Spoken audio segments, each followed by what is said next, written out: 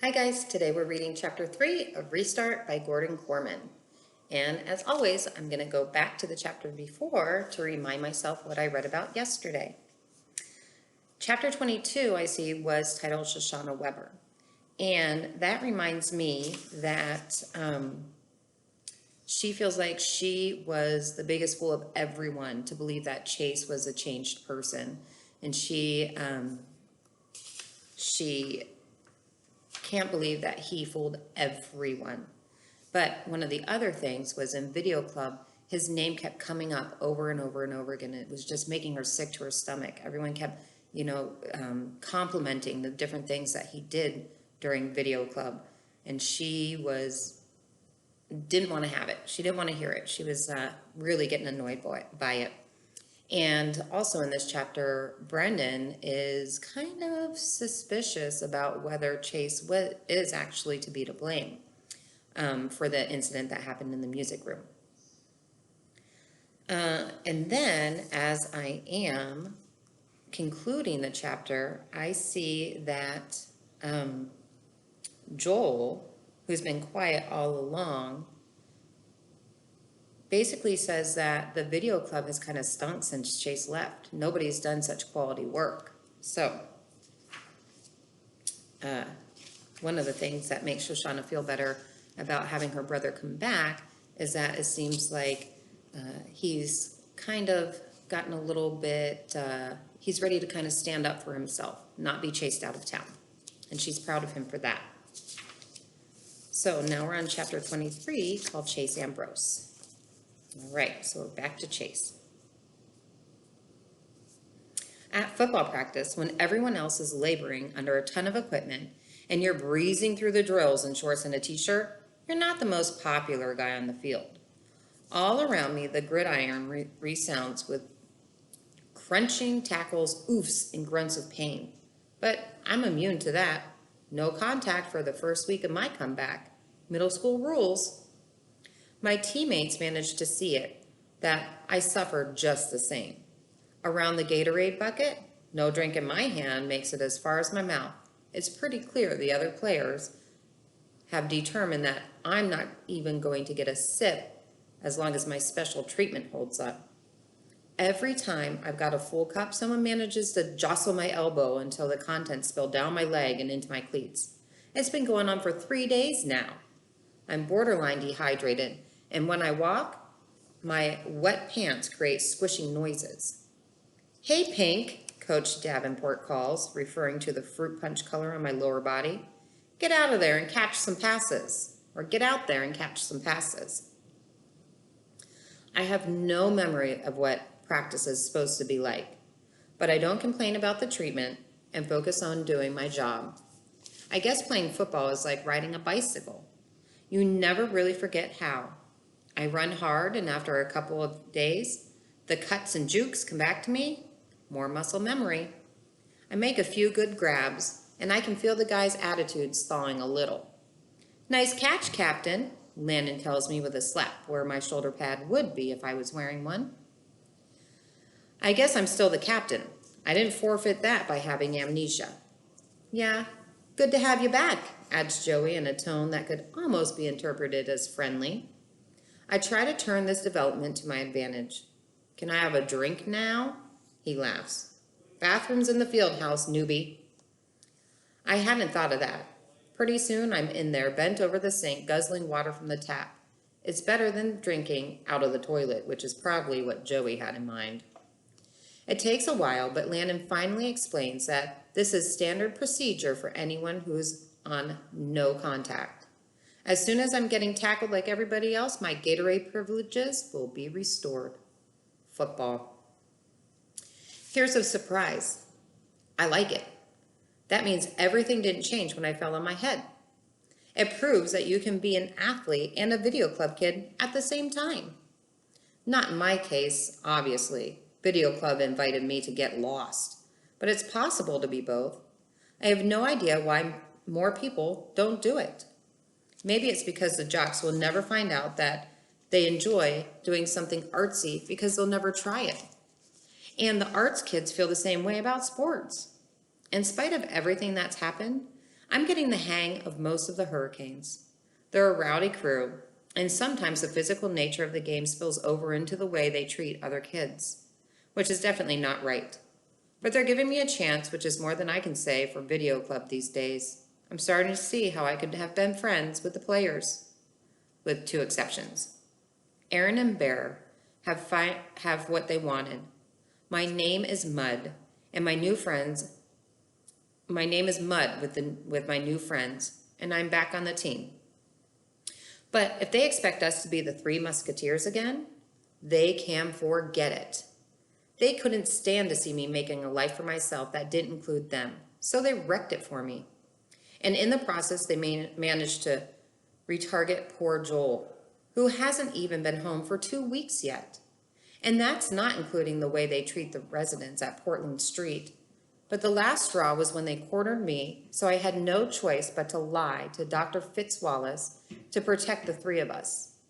Aaron's always lecturing me about friendship. He doesn't know the meaning of the word. I don't talk to them. I don't stretch next to them. In the locker room, I sit so far away from them that I'm practically out in the hall. When you're on the practice field for the same drill, they get no chatter from me. He doesn't know, not even any eye contact. The other Hurricanes have started to notice, but they think it's funny. Aaron and Bear don't. And how much do I care about hurting their delicate feelings? Well, you could fit that inside the nucleus of a carbon atom. On Friday, Coach Davenport runs through a quick workout. The Hurricanes have a night game tomorrow, and he wants everyone to be fresh and sharp. Since I won't be playing, he keeps me out on the field while the others clatter into the locker room. 10 laps, Pink, he calls, no dog in it. The others are laughing at me and calling out mock encouragement, their revenge for my week of no pads. To show off, I kick it into high gear and sprint down the sideline. One thing that comes out of this first week of practice, I've gotten really fast. None of my teammates are very impressed because apparently I was always this fast. But it's news to me, and these days I need something to make me feel good about myself. When the tackle comes, it's a complete shock. 1 second I'm running free, and the next, a big body hits me just below the knees, knocking my legs out from under me and sending me hurtling forward. I must somersault because I see a quick panorama of sky and grass. The earth comes up to clobber me. I think I ate some of it. Gasping, I roll over. A helmet figured is blocking out the sun. Number 57, Bear. Aaron stands beside him applauding. How's that for no contact? Bear spits. I don't answer. I can't. The wind is totally knocked out of me. I just lie there wheezing. Oops, he goes. Fake apology. I think that might have been contact. It's so confusing with you lately, Ambrose. You're a friend, you're an enemy. You're a teammate, you're a video dork. You've got amnesia. He grabs me by the fabric of my t-shirt and hauls me to my feet. Or maybe you remember more than you let on. I've got no pads on, I choke, finding breath at last. You want to kill me? It could happen, you know, and you get more than community service for that. We had to get your attention, man, Aaron informs me solemnly. You've barely said a word to us all week. Don't worry, we won't harm a hair on your little head, Bear adds. Not until we get square. Get square? I don't know if I've ever been so mad. Aren't we square yet? All my friends hate my guts because they think I set up what happened in the band room. Aaron grins. It wasn't too hard to convince him that either. I guess we're not the only ones who figured out that the new Chase is a phony. What are you talking about? I sputter. You never had amnesia, Bear accuses harshly. You faked the whole thing. Are you crazy? I demand. What's so fantastic about forgetting your whole life and anybody would fake it? I didn't even know my own mother. Well, for one thing, Bear returns readily, you can act like you have no clue what you owe us. I owe you nothing, I see. The fact that I used to be friends with you guys makes me sick. If you think you can push me around the way you do everybody else, think again. There's still enough of the old chase left to take you on. You're lucky I don't go straight to the cops and rat you out for swiping Mr. Solway's medal. They stare at me in surprise. I can feel the advantage shifting to me, so I don't let up. Yeah, geniuses. I figured that out by watching you prowling the halls of Portland Street, taking advantage of people you're supposed to be helping, giving me credit for having the brains who sees the old sleazy enough to steal from a war hero who's too frail to look after his stuff. Bear is still staring, but slow understanding is dawning on Aaron. You really do have amnesia, he tells me. Yeah, so? So you don't remember. We didn't jack that medal. You did. Rage floods through me, and I rear back my fist to take a swing at him. Before I can act, though, the memory flashes in my brain. The triangular case on the dresser flipped open to reveal the gleaming 5-point Medal of Honor at the end of its blue star-spangled ribbon. A hand reaches down for it. My hand. I'm totally appalled, yet it makes perfect sense. Aaron and Bear are the worst people I know, but they weren't always a twosome. They had a ringleader, Chase Ambrose. And in those days, if they were low, he was lower. Even before the memory turned, I should have known I did it. Bear's words break into my horrified thoughts. That's right, Boy Scout. This one's on you. You didn't even wait till old Dumbledore was out of the room. As soon as his back was turned, you snatched it and tossed the case in the closet. It's worth big money, and you owe us our share. Three-way split was our deal, Aaron confirms. If we were sentenced to the Graybeard Motel, at least we were going to get something out of it. I don't have it. Bear's brow darkens. Don't lie, man. I saw you jam it into your pocket and walk out of the building.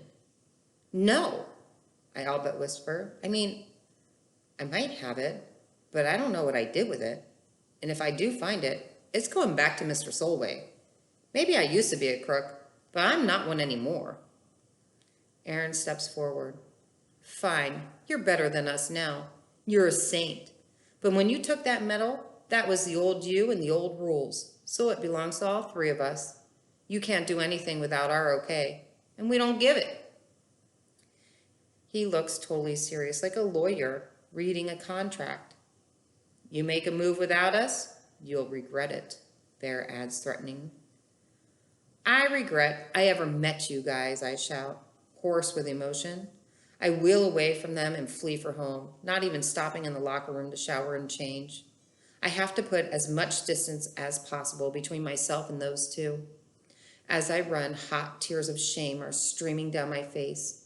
Since my accident, I've heard a lot about the person I used to be. Never did I imagine this. I sprint harder, accelerating onto the sidewalk, outpacing even the most intense drills from practice. It's no problem escaping Aaron and Bear, but I'll never be able to get away from myself. And then tomorrow is chapter 24, Brendan Espinosa. Poor Chase. He's realizing that he really was a rotten person. And he feels so terribly bad about stealing that Medal of Honor. We'll see how it goes. I wonder where he put it. Does he find it? Does he return it? Do Bear and Aaron go after him? What happens? I'm so curious. We'll find out. Bye.